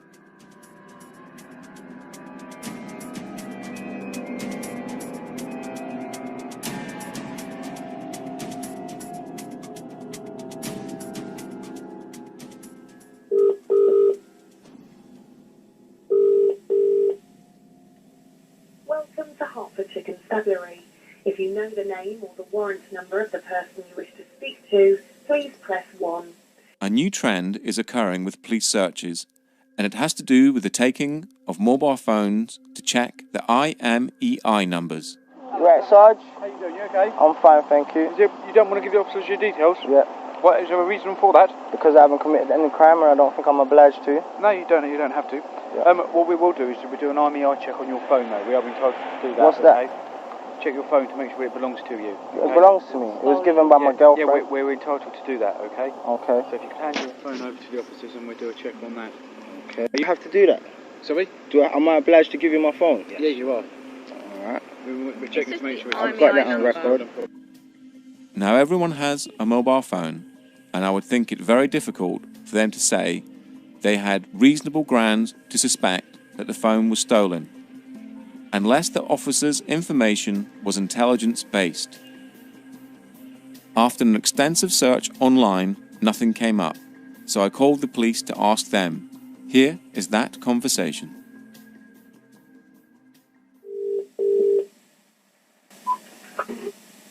Police, how can I help you? Yeah, hi mate. I don't know if I've come through to the right number or not, but I just got a really quick question about police procedures. Okay, go on. Yeah, a friend of mine a couple of weeks ago was stopped in the street. It wasn't in Hertfordshire, it was in London. But he was, when he was stopped, they took his mobile phone off him and said they were doing an IMEI check. What is the legality behind that? Because I couldn't see anything online on the website or on the police website or what act it is or what powers they're using to do that. There's no particular powers required to do that. If they believe that it could be a stolen phone, or they're checking the legality of the phone to check that it isn't stolen, then we have a link with the monitoring company that provides the EMEI numbers. Oh, okay. So there's nothing I could find online that actually says this is a part of a pace or part of an act or anything like that. It's just quite legit. No. This is the old-fashioned sort. The old term used to be suss and deal. You know. Yeah. If they've got reasons to believe. Yeah. Then they're in their full rights to check the IMEI number. If there's no problems, return it. If it is stolen, then deal with it. Okay. Can someone refuse, or is it mandatory? Yeah, you can refuse. But if they've got reasonable cause to believe, then they can take the phone and the person to the police station for further inquiries. As you can hear from the conversation, the police need reasonable grounds for suspicion. That means they must suspect that your phone has been stolen before they can take it and perform an IMEI number check. This seems to be a new police tactic to try and gain your details through underhanded and mischievous means.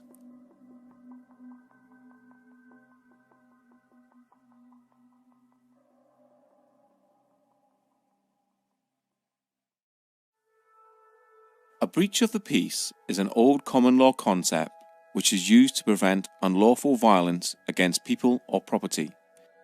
A breach of the peace is not a criminal offence in itself. However, special powers exist for the purpose of stopping or preventing anyone from breaching or threatening a breach of the peace by committing unlawful violence.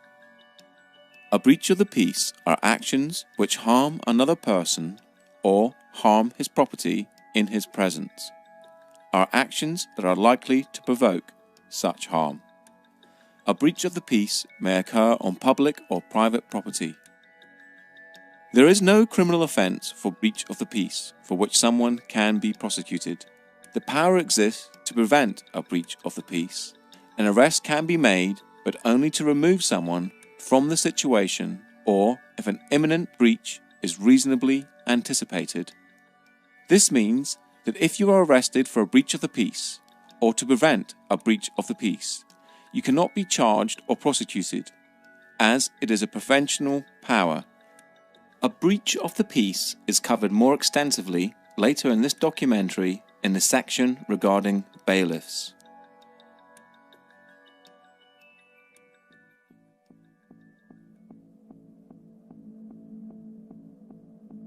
Section 5 is probably one of the most abused powers the police have in their arsenal, and a police officer can arrest without warrant if he believes you are in breach of this section.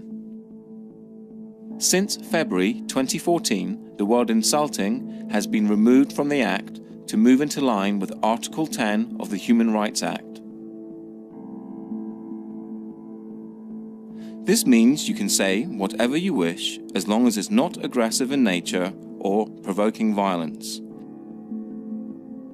The best advice is to stay calm and not swear or make threats, and as long as you have not broken the law, harm, injury or loss to a fellow human, you will be fine. Just remember this: most police officers respect being respected, and you will have a greater chance of moving on with your day if you do so. But always stand up for your rights.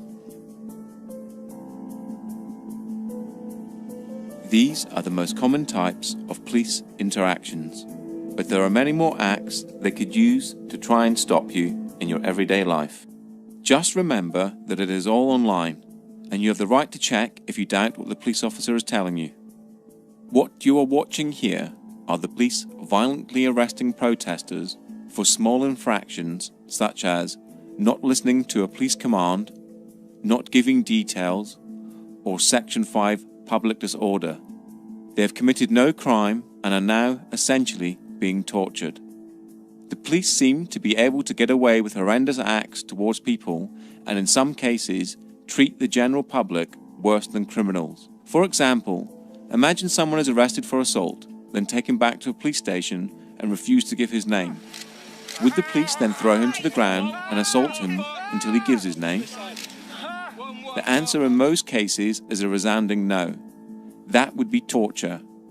Article 3 of the Human Rights Act, that was incorporated into English law in 1998, states, "No one shall be subject to torture or inhumane or degrading treatment or punishment." Another case similar to this would be smashing someone's window to enforce the Road Traffic Act, essentially breaking a law to enforce an act, a rule. The police need to go back to policing, preventing a breach of the peace and protecting people and property. Upholding rules should never be done by force. You are a sovereign entity, and no one has the right to tell you what you should or shouldn't do, or how you conduct your life, if you haven't broken any laws. If someone had that power over you, then you would be a slave. Think about it.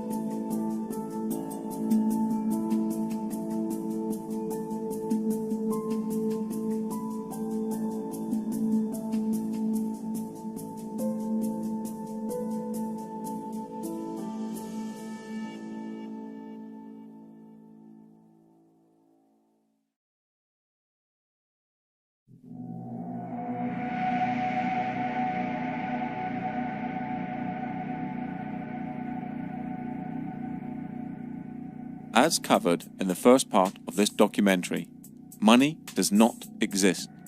It is a figment of our imaginations and is backed by nothing. When you borrow money from a bank, they don't take it from their vault and give it to you. Instead, you fill out an agreement, sign it, and they tap on their computers, and hey presto, the money is brought into existence. For a contract to be legal, it must have equal worth. The bank basically give you nothing and expect you, using your own human labor, which is the most valuable commodity on the planet, to work to pay it back. This alone renders the contract void. Debt, and the whole industry associated with it, is central to the control system that surrounds you.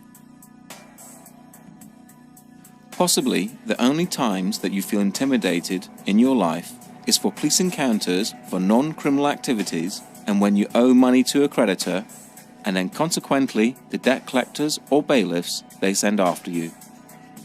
How, in 2015, do we still have scenes like this?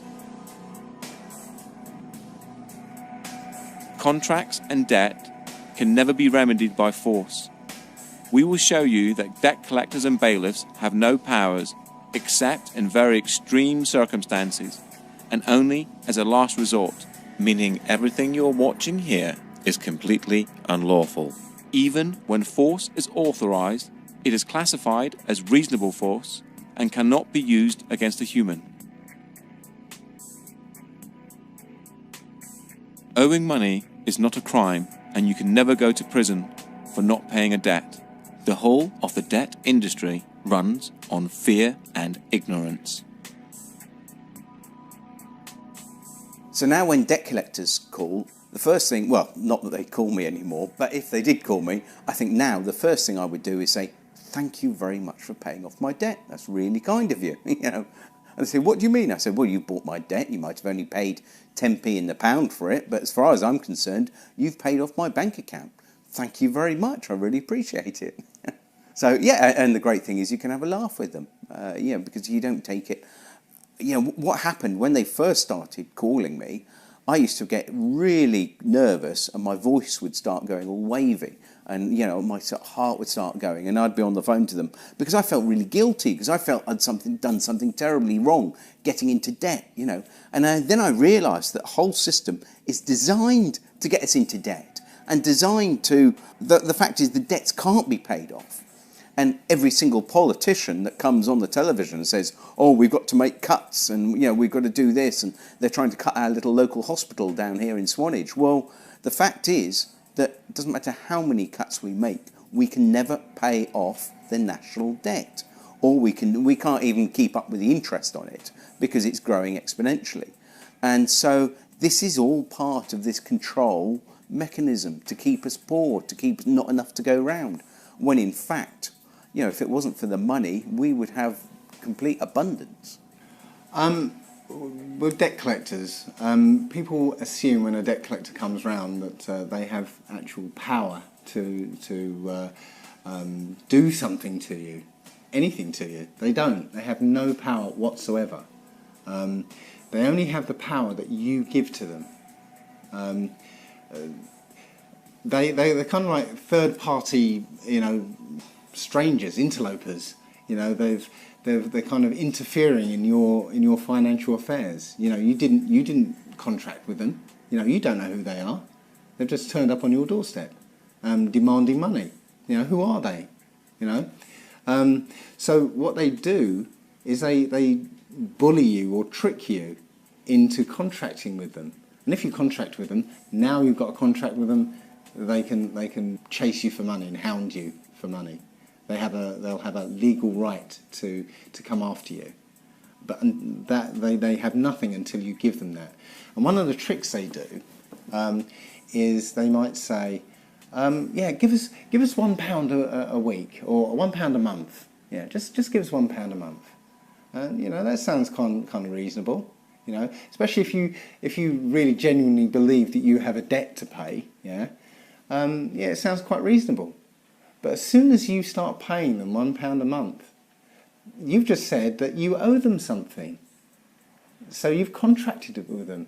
So now that you have to pay them the amount, and that's what usually happens. They'll come after you for the full amount, because now they have the authority that you've given them to chase that amount. I've got very little time for debt collectors. I think I've called them everything from the detritus of the human psyche to the scarred baton bearers of old that would wait around the corner waiting to pounce on the innocent and the unwary and those unable to defend themselves. Because the funny thing about debt collectors is, as soon as you show you know what they're talking about, they disappear. So they are actually only there to bully money from those who don't know how to take a stand or don't know what their rights are. Yeah, a very low opinion of debt collectors. To the people who are worried about debt, let me quote a friend of mine who I will call Jay, because I'm not going to name him, because he still works for the Royal Bank of Scotland. He's a credit risk underwriter for Royal Bank of Scotland, quite high up. And on the trading floor and all the kind of stuff he does, they have a saying: the only person that owns a debt is the person who worries about it. And it's as simple as that. Don't worry about your debt. It's not real. Okay, it's real in the extent you fucking agreed, but it's not. No one's going to die, nothing bad's going to happen, no one's going to get thrown in debtor's prison because it doesn't exist anymore. The reason why Western capitalism is crumbling is because people are starting to be wise to the fact that it's a big bullshit circus charade run by those in charge to make sure that they stay rich. And it's common knowledge in the BBC, Guardian, New York Times that in the last 5 years of recession, the rich have become fucking much richer and the poor have become poorer. If that's not enough cause for revolution, I don't know what is. But people, the only thing that holds people back with anything is fear. My advice to deal with debt collectors or to deal with anybody else is get informed. If you understand what you're talking about, you have a much more powerful position than if you don't know. If you don't know what you're talking about, you are at the mercy of people who pretend to know what they're talking about.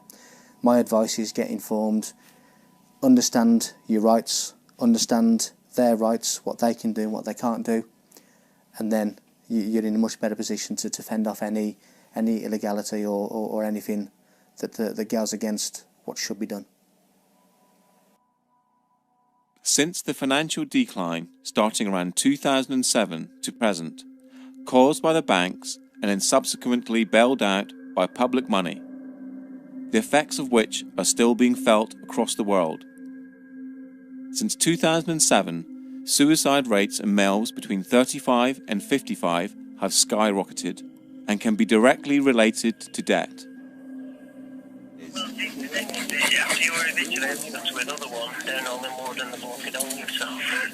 Oh, right. So you had to go to another eviction in Hollywood and the bloke had hung himself? Oh no! It's not good, is it? Really? It's not Seriously? Good. Our heart goes out to Bloody hell. everybody. Right, well, I'll just make this question. This is what's going on. Have you finished it? Also, suicide rates in postgraduate students has risen drastically and can be directly attributed to debt. Before we continue, you must realize that no one has power over you. The system that surrounds you is just an illusion, created by the mind of man. Owing money or breaching a contract can never be remedied by force. And in this game of cat and mouse, knowledge is your most powerful weapon.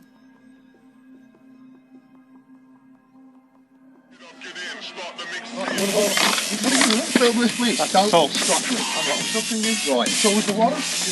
What are you going to do? What are you going to do? Take it back. Where's he going?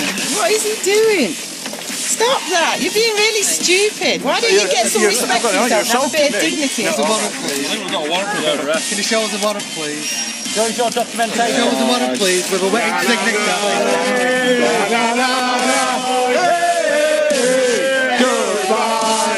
Okay, no, sorry, I'm just asking you as a human being to another human being, my dear. I just wonder what would motivate people to work for debt collection agencies.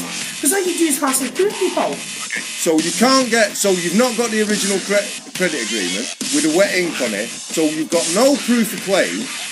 Have you got the deed of assignment made? Well, the reason is, all the other debt companies before you tried to get some money out of me and didn't manage it. I'm just wondering what makes you think that I'm going to pay you anything.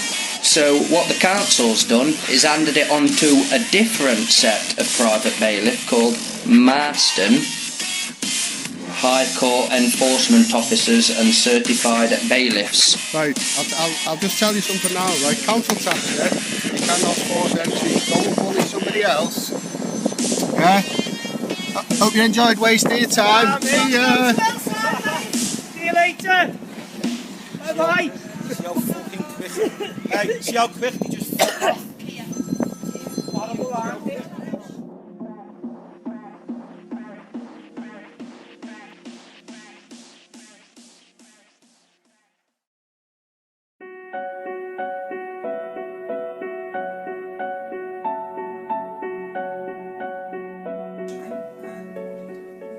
My name is John Witterick, and I have a website called getoutofdebtfree.org. And basically what we do, we help people realise that the whole banking system is basically fraudulent, and we offer them the tools to actually challenge a banking system and basically get themselves out of this fictitious debt. The services we offer are, we offer template letters.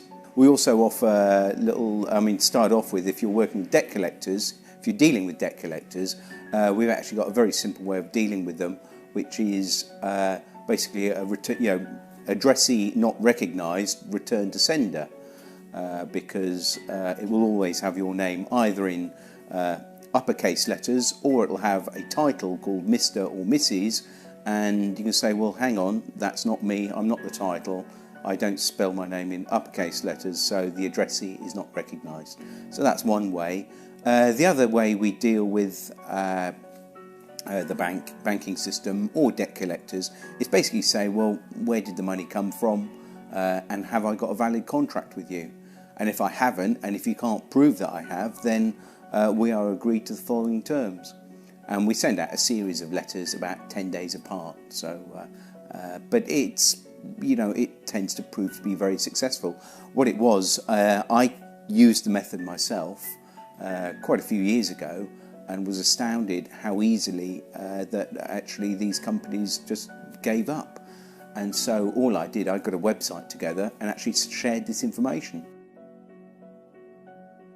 GetOutOfDebtFree.org is a site that has been set up to help people dealing with the agony of debt, and the template letters just need you to adjust a few details and they're ready to go. Get Out of Debt Free has already helped thousands of people to get out of debt, and the combined amount of money saved so far is over £12 million, and that's just from the people who have reported their success to the site. The forum is a large part of the site and is broken down into different sections such as bailiffs, debt collectors, credit card companies, etc. It is full of people who will fall over themselves to help you, and with a wealth of knowledge and experience that will make sure you are not alone. So the important thing is that you have to keep hitting the ball back in the net. What you're doing, whatever they send you, you have to reply to it and send it back. Now, after you've sent them the 3 letters, also what's included in the letters are a fee schedule. And the fee schedule says, well, look, every time you send me a letter, if we can't agree, if you can't prove that I owe you anything, then we're going to agree to the following terms. And, you don't call me anymore. And if you do, it's going to cost you this much. And every time I have to write a letter to you, it's going to cost you this much. So what you do, you send them the fee schedule. And of course, if they do send you anything or contact you, you then start totting it up. And after a while, what you do, you send them an invoice. And if they don't pay the invoice, you can then get onto the small claims court online and actually start, pursuing them for the money. So, what you've got to think is the only power they have over us is fear. Now, when the fear goes and you start challenging them, do you think they really want to deal with you if you're going to be invoicing when there's all these people go, oh, like I was, really nervous, and they're going, oh, right, well, I should owe them some money to get to the stage where, no, hang on, mate, you've actually sent me 3 letters. I actually charge £500 a letter now. That's 1,500 quid, plus the 2 phone calls at £100. So that, we're up to about 1,800 quid. So, basically, when are you going to pay? How are you going to pay? Debt collectors, really, the common term that's used for them is a third-party intervener, which is you have an arrangement, or you had an arrangement with an organisation. Because that organisation have contracted with a third party, which is the debt collector, there's some implication that you have to deal with them. You don't. Nobody has any, you have no obligation to deal with them whatsoever, and they know it really. It doesn't matter how well they've been empowered by their company, you have no need to deal with them whatsoever. And as long as you're firm and clear about that from outset, then your relationship should go a little bit smoother. The other thing I would say is, first of all, in any interaction with any debt collector, at your first communication, let them know that you don't want to have anything to do with them for whatever motives or morals or ethics you feel. But also let them know that any future time they take of yours will be charged. And let them know that that is the terms of your engagement with them. And you can set your charges as you see fit. Now, one of the things that that people often miss when the debt collectors come knocking is that these debt collectors have actually paid off your debt. They've bought your debt, often for pennies on the pound. So if you apparently owe £1,000, yeah, they've probably paid a tenner for it. But the point is they've paid off your debt. So thank you very much. Did I actually go into contract with you to say that I'd pay you back for that? You should have probably asked me first before you went around paying off my debt for me. So where's the fear in that? These guys rely on fear to make you pay up. If you realise that they've got no power over you, and in fact they've paid off your debt, thank you very much. Where's the fear? All you're asking from them is an invoice for the amount they say you owe. Yeah. And nothing comes back. Well, they can't supply what we're asking for. They can't supply, and we know they can't supply that. But we asked for a contract. We also use contract law because that goes back years, and it's how we would deal with each other. But we say, can you give us a copy of the contract signed by both parties? And sometimes on loans you'll get a little squiggle, but no name against it. But the thing is, because they are a fictitious entity and we are a living, breathing soul, we cannot contract under contract law with a fictitious entity. So it's got to be equal to equal, really. It has. That's what the contract. That's what contract law says. Yeah.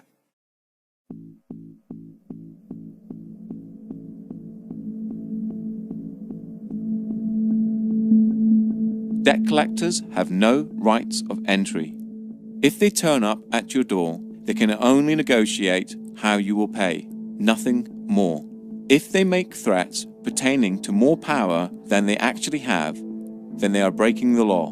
Normally sending the 3 letters as described in the previous section, plus an estoppel, is usually enough, and it works in nearly all cases. If an agent of a debt collection company turns up at your door, you do not have to deal with them unless you want to. The best thing to do is to not open the door and wait until they go away. If you open the door, go outside and close the door behind you. Take your phone and film the encounter. Tell them you do not want to deal with anyone at the door or over the phone, only by post. Ask them to leave your property, and if they don't, or make threats, call the police. They will have no warrants, so the police must ask them to leave, as it is a civil case. They have no power, only empty threats. We deal with bailiffs quite differently from how we deal with debt collectors. So if bailiffs suddenly say, oh, we want some money, the first thing we would do is, if they contact you by post first. And we would just make a differentiation. We're talking about not court bailiffs, but we're talking about private bailiffs. And so for banks and things like that, it's always private bailiffs. So court bailiffs are a little bit different and a little bit specialised. So, but if you're dealing with debts, as and the website is, we'd be talking about private bailiffs. Now, the thing is, they actually have very, very few powers, if any. So the first thing you do, you send them a removal of implied rights of access. So you send them a document you can download off the website, which removes their implied rights of access. Now, what you're doing, you're removing that common law right from the bailiff to be on your property, which means that as soon as he sets foot on your property, then he's committing a trespass, which you can then sue him for. So you make that very clear to him. You can then put that notice on the door or on a window so that it's visible when they actually come onto your property. That's the first thing you do. It's a good idea that everything you do, if they actually turn up at your property, the first thing you do, ideally if you've got a front and back door, you'd go out the back door, lock it behind you, okay, and then go round to the front and meet the bailiff. Make sure you have a camera at all times and view everything. Notepads are great. If you have a notepad and a pen as well, if there's 2 of you, one with a notepad and a pen, another with a camera, it automatically you're watching them. They realise they're being challenged, and that they can't push you about if you're recording everything, and you're well within your rights to do this. The other thing you ask them with the bailiffs, you always ask them, can I see a signed warrant from the court? Now, it has to be signed by an actual judge, not signed by anyone else. It is very unlikely they will have this, unless they have this and give it to you to read, and you can then read it through and take notes. But you can then say, right, I then want to contact the court and actually ensure that this person that signed it is in fact who they say it is. Otherwise, you're here, under false pretenses, and this is fraudulent. Very often, it's very rare that they actually have anything signed by a judge.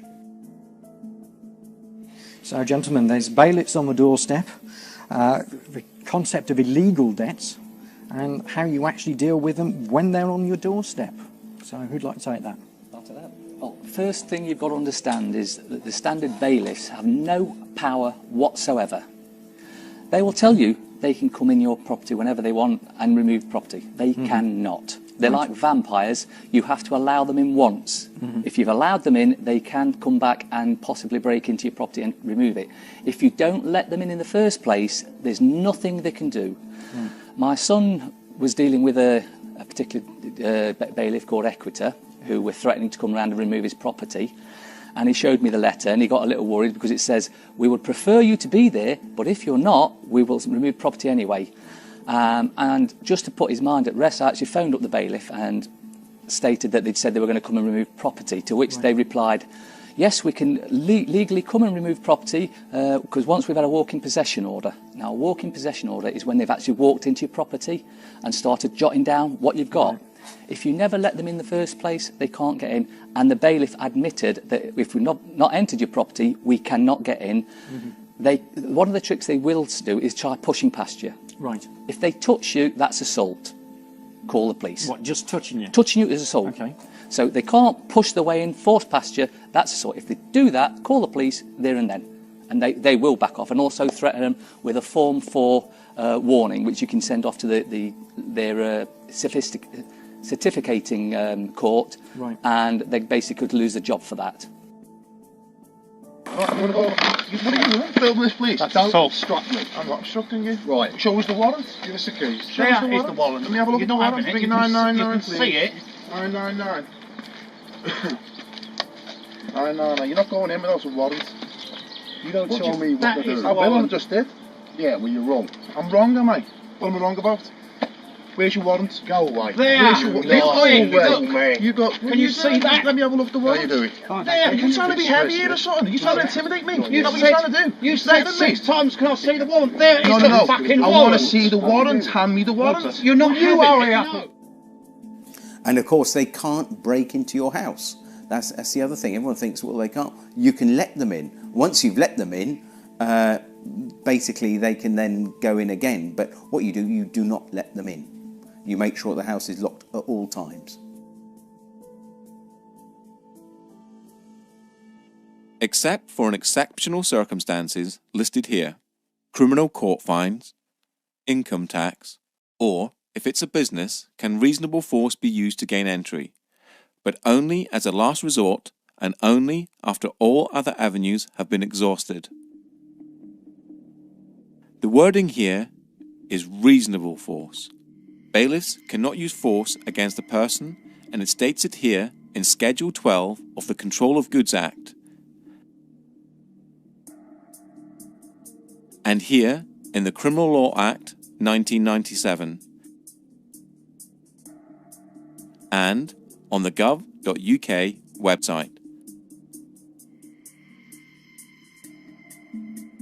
The problems arise when bailiffs do not understand their powers and misinterpret the words of the acts, which is easy to do as they are so complicated. Bailiffs tend to pick the parts of certain acts that suit them best. A prime example of this is when the police attend and the bailiff shows them a court warrant, walking possession order, or something of that nature, and then they show this part of Schedule 12 of the Taking Control of Goods Act, where it states it is an offence to obstruct a bailiff. The police will state that they are there to prevent a breach of the peace, and if you obstruct the bailiff, they will arrest you to prevent that breach of the peace. This can be broken down to a tale of the tape to show the position of each person in the situation. You, a living, breathing human being. Human rights are absolute. Only unto the law. You are man or woman, the highest authority. You are trying to protect your property. The bailiff works for a corporation, has a fictional title and is representing a fiction. No right to use force against a human. Has some sort of court order. The police officer is a public servant. You are the public and the bailiff is not. They are there to prevent a breach of the peace. Many encounters have ended with the police siding with the bailiffs, and acts of violence or arrests being made on the debtor, all because of a major misunderstanding on behalf of the police. Here's why. We have shown that force cannot be used to collect a debt except in exceptional circumstances. A bailiff cannot use force on a person. If you are standing in front of your door and peacefully resisting, they cannot move you out of the way. For an arrest under the prevention of a breach of the peace, there are plenty of case laws that show the aggressor is the one to be arrested. The The main definition comes from R.V. Howe, 1981, and the following next 4 case laws define who is to be arrested to prevent a breach of the peace.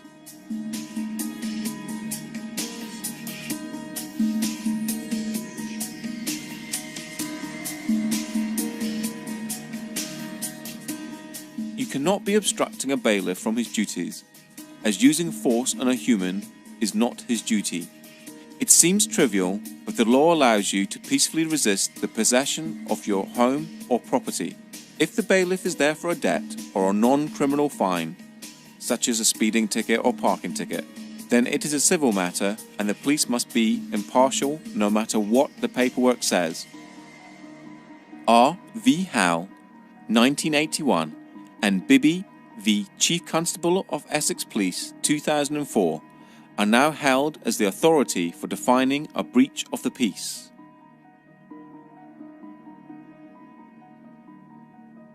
The main one to remember is the threat must come from the person to be arrested. That means if a bailiff tries to touch you or move you out of the way, they are the one to be arrested.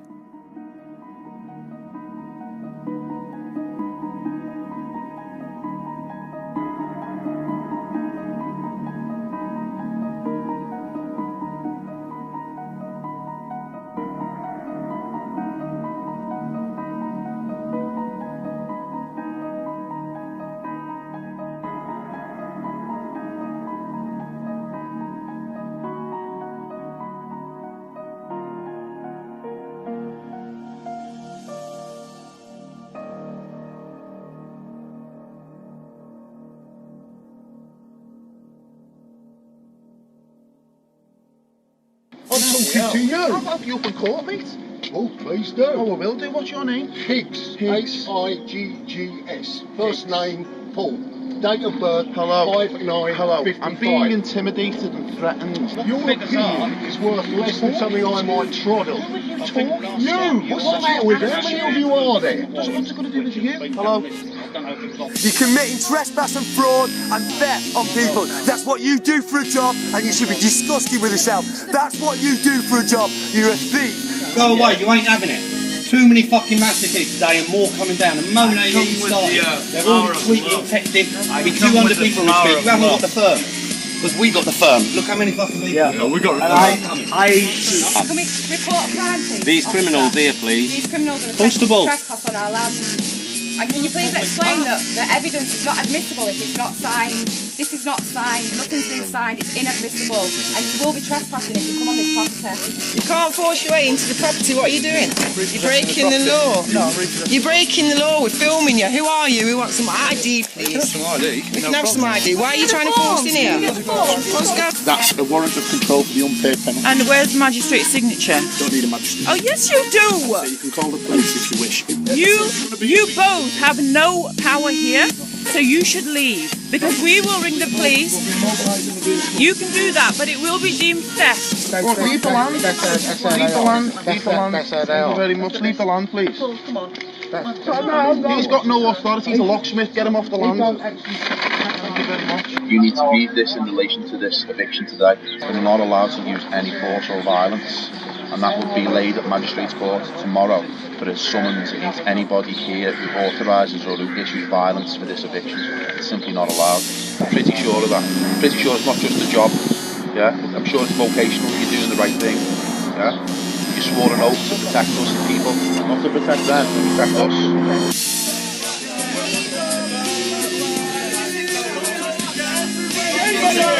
This is going to happen wherever you guys go from now on. You people need to really think about what you're doing, please, before it's too late. And don't be arrogant, Mr. Koresh. You really have got a problem there. No, you haven't. No, you haven't. Don't touch the female, mate. Don't touch her. I'm not touching her. Don't My touch arms her. are here. Right. I'm not touching her. You're not coming in. You're not coming in. You're not coming in. Right. TAU. What's the job done? Good night.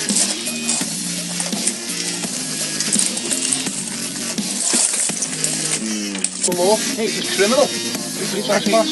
Court bailiff is refusing to request a leave. By a sergeant. So I briefly Thank you very much, constables. Absolutely, you're going to be heroes online. Absolute heroes. Well done. Absolutely amazing work. You've just made history in this country. You've just made history in this country.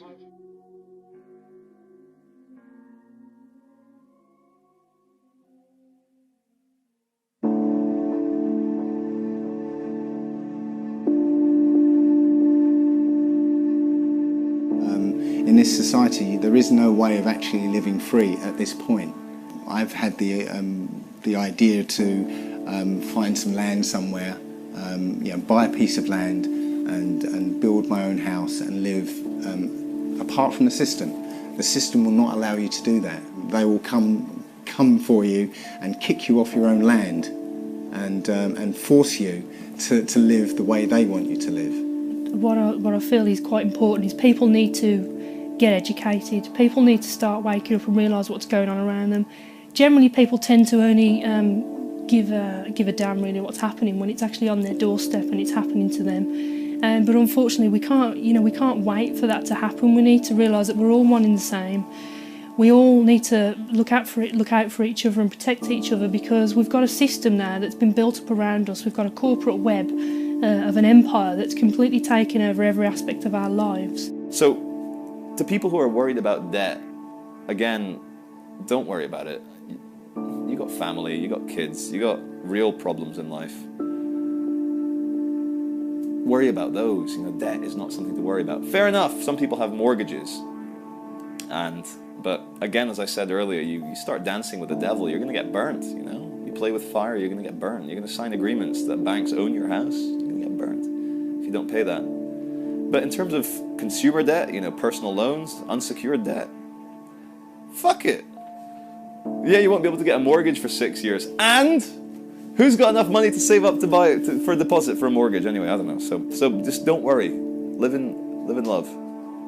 Get Out of Debt Free we've got one piece of the jigsaw, but there's so many things that need fixing on the planet, like health, education, law, everything. There's so many pieces, and I've been at, I think, 8 different festivals this summer, and I've seen tens upon tens of, probably 50 different speakers, and all of them have got a little bit of the jigsaw, and I'm sort of just trying to see how together that we can build a new sort of reality based on fairness, you know, because when you realise that, hang on, they're spraying stuff in the skies, they're putting stuff in our water supply, and you know, they're cutting down rainforests, and these are all problems. Now, I've got the answer to one of these, but you know, to change the world, we've got to sort out all these problems, I feel.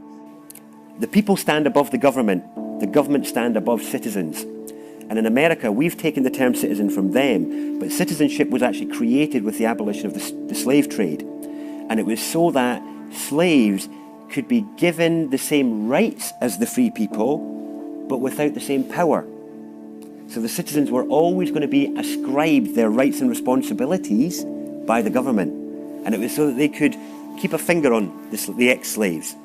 You know, whereas that's now been applied to everybody everywhere, and now obviously you have good citizenship classes at school, and citizenship is on the curriculum now. So all this is being not brought in for us, it's been brought in for a couple of generations' time, when it's totally normalised that everyone is a citizen who only has rights and responsibilities because the government gave them to them. And the standing as the people will be long forgotten by them. The sadness of this is that there is a lot of people out there that are involved in the commercial construct and are doing things every single day for one reason, that's basically to survive.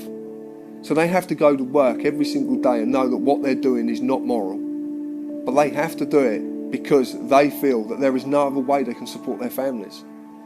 They are taxed to the hill. Everything that they've got, they are threatened with its removal if they do not comply.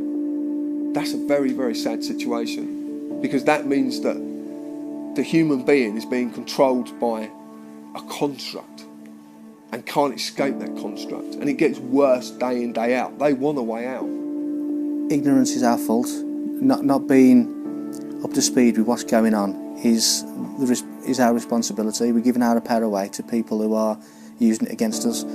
People need to understand. People need to wake up to what's really, really going on before it's too late, and stop looking at the mainstream media Stop looking at the mainstream newspapers. Start looking at some information that's real and is relevant, because otherwise we're all going to be microchipped, we're all going to be controlled. We can barely do anything now, having to ask the government for permission to protest against the government. Our freedoms are being taken away by the day, and people are not noticing because they're being distracted with other things, from religions, from TVs, from celebrity gossip. We need to be adults about it, we need to open our eyes, and we need to really, really see what's happening. Otherwise, we're going to be in the middle of this new world order, this complete one system of control, and we're all just going to be barcodes. And that's the way it's going, and that is the true reality of the world that we're living in at the moment. 5 years ago, when I was looking for letters to actually send to the banks, there was nothing on the internet. Nobody was like talking about this, apart from Mary Elizabeth Croft, who I based our letters on. And I thought, oh, this is wonderful. And I was thinking there must be template letters out there for, after the book that she'd written. There was nothing. Now we've got websites and forums and loads of different letters out there for dealing with banks and debt collectors. So that's how far in the last 5 years consciousness has shifted. People are waking up. Now when we hit the 100th monkey effect, that's when everyone wakes up. It's like a new film that's like no one has heard of, and then suddenly it breaks through and everyone's talking about it. And I feel that people suddenly realise, my goodness, we've been had by the banks, the governments and the corporations, and with endless war, with endless poverty, and keeping us on that treadmill.